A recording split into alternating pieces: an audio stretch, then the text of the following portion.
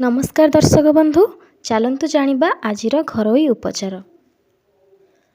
सुखिला काश हेउथिले बटा होइथिबा अदारे गुड़ आउ घिओ मिसई खाइले सुखिला काश बंद होइथाए बा गुड़ और घिओ बदल रे आपण महू खाई परिबे।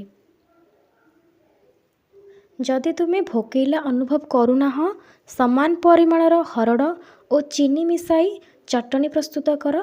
एहाकु 5 ରୁ 6 ग्राम बा गोटे चामच परिमाण रे किछि महू सहित मिसांतु। खाइबा पूर्व दिनकू 2 थर खांतु। एक बोतल रे 10 ग्राम कर्पूर एवं 200 ग्राम सोरिष तेल भरंतु। एहाकु जोर रे सील करंतु एवं बोतल को सूर्य किरण रे रखंतु। जेतेबेले उभय जिनिस एकाठी होई गोटे रस रे तरली जिवे तापर एही तेल रे मालिश करी स्नायु जंत्रणा, पिठी एवं अंटा जंत्रणा एवं मांसपेशी जंत्रणा शीघ्र भल हो जाए। पानपत्र सहित जष्टी मधु पाउडर खाइबा द्वारा गला जंत्रणा भल हुए।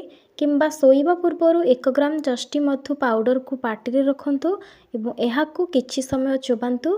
तापर एहाकू पाटी रे रख एवं सोइबा को जाओ। सकाळ सुधा गला सफा हो जिवो। गला जंत्रणा एवं फुलारे मध्य आराम मिली थाए।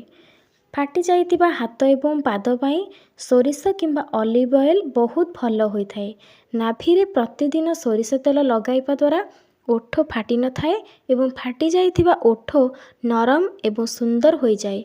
आहुरी मध्य आखिर कुंचन एवं शुष्कता दूर होई थाए।